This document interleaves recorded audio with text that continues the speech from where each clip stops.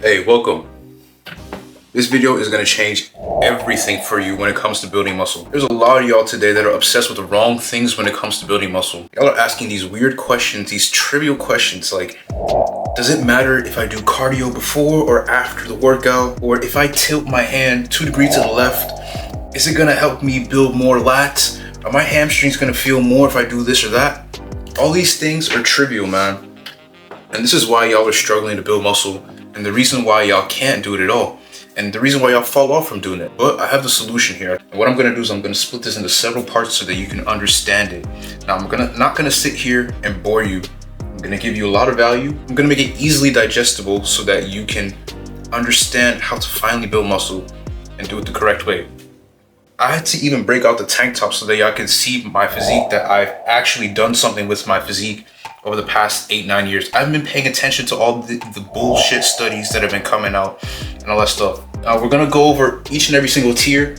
The one that's at the bottom is the one that's most important, and all the way at the top is the one that's of least importance, but it still plays a role in your journey to building muscle. So without further ado, once I snap my fingers here, it should pop up.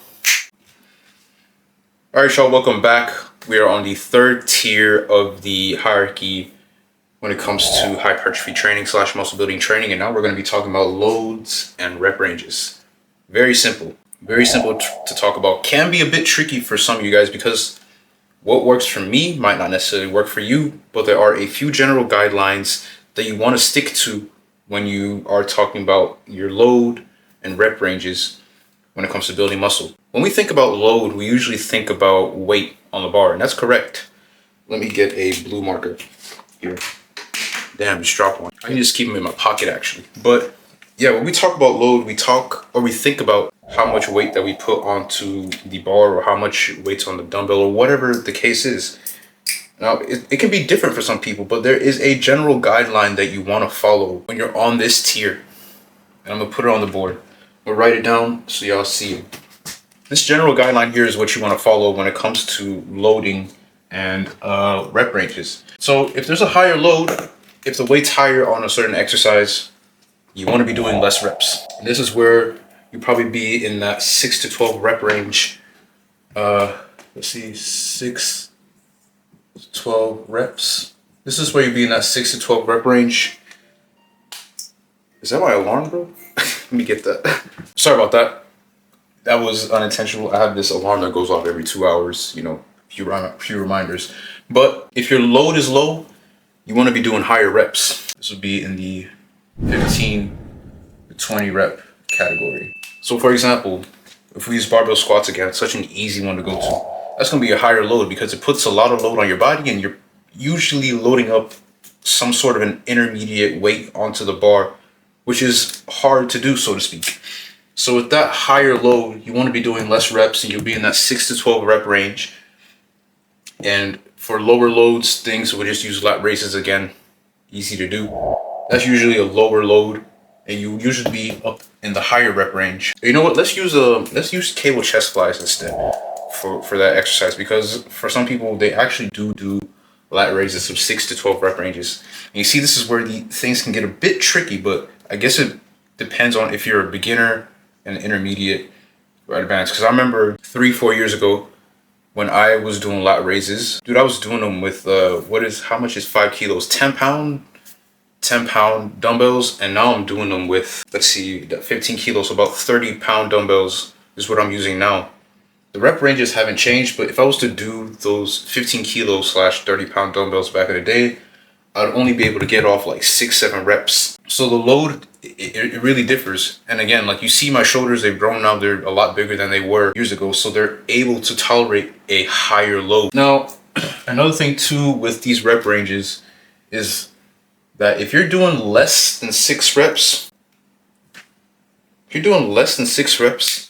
then you're hopping into that category where you train strength. And that's where you can you just put on a lot of weight. And you just get those reps out the way, those 1 to 5 reps out the way, and you're done. If you're training less than 6 reps, just know that you're not training for hypertrophy. You are training for strength, if that's the case. Now, if you're training more than 20 reps, If you're doing more than 20 reps, that just simply means that you're just having a fucking blast while working out or training. And that's not what we want. Training's supposed to be fun, but it's also supposed to be hard. If you're doing more than 20 reps, then you've lost the plot. That means you have to readjust some things and, and probably go home and think about life and start all over. That's it for load and rep ranges. I'm trying to keep things as simple as possible here for y'all so y'all can just digest it and, take it in. Because I'm telling you, there's so much bullshit out here and I can't fathom that y'all are actually buying into it.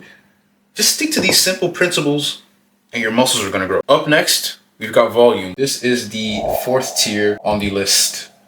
Now, volume is where things get fun, and it's also where a lot of y'all fail. All volume is just a number of sets that you perform in a week on a certain muscle group. It can get very tricky as well, and that's why there's all these nitpicky things about how many sets you should be doing about this and that.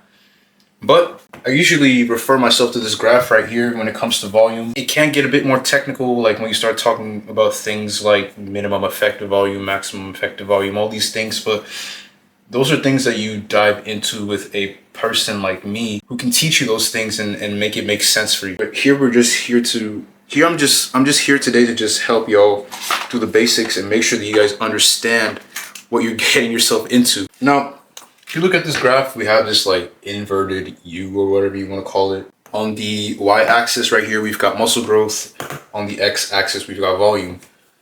So if we're down here, let's say that's like 10 sets, 0 sets. If you do 0 sets, no growth over time. If you do 10 sets, you might be fucked. So as you can see right in the middle, there is this sweet spot, as I like to call it. There's this sweet spot there. And that'll probably come out to like, let's say that's 5 sets per week. And I can actually give an example of myself when it comes to that sweet spot. My triceps, they're a muscle group that I train. I don't want to say I train them every week, but I probably actually do about 5 sets a week to grow my triceps. And that's because of the fact that if I do more than 5 sets, everything just goes to shit. And I'm just doing way too much. So you have to find a sweet spot that works for you as well, even though there are guidelines that will tell you like, okay, between this and this number is what'll work. Because once you pass this sweet spot, it's just wasted work, and then you're basically just hurting yourself in the long run again, which is something we don't want to do. It's about self-preservation here, man, for real. The thing is, if you pass this sweet spot right here, basically you just have shit recovery. It'll just be way too much stimulus, or it'll just be really no stimulus at all. Because of the fact that you either overtrain or you're just doing way too many sets, and it just turns to junk volume, as we like to call it, junk volume. That's what's going to end up being, and that's something we want to avoid. Like, if you're doing too little, obviously that's not a good sign as well, because what are you getting out of that? Then you're just going to the gym to just have fun. That's a shitty situation, because then you just have to reverse some things. You have to go back and check your load and rep ranges. Like, is this right? It just turns into a mess. Now, these things I also teach you about in my free training plan that's available on my website. Shameless plug real quick. Link is in the description. Check it out below. Now, with volume, there is a way to see if you are making progress or if it's enough volume for you. If you have way too much volume, then you're going to have a lot of problems recovering. And you're probably going to have some pains in your body, whether it's joint pains and things like that. And I can use my triceps again as an example. I remember when I was doing way too many sets per week. And, I don't know if y'all have felt it right here, but there's this joint or this band right here at the back of your elbow that usually starts to hurt when you're doing too much, or if a tricep exercise is too heavy for you. And that's when I found out that 5 sets per week is enough for me. That's all I need. Because if I do more than that, I'm going to recover bad. I'm going to be cramping all the time in my triceps. And again, I start to get a bit of joint pain. So you have to really learn and figure out your body as well. And that's the fun part of building muscle. Now, the way to see that you have enough volume is that you recover well and that you don't have any of those joint issues. It's as simple as that. It doesn't get any more crazy or more difficult than that, if I'm being honest with you. And that means you can even push the volume a little bit more. As long as you recover well and you're not having any pains or any joint issues, then you're good to go.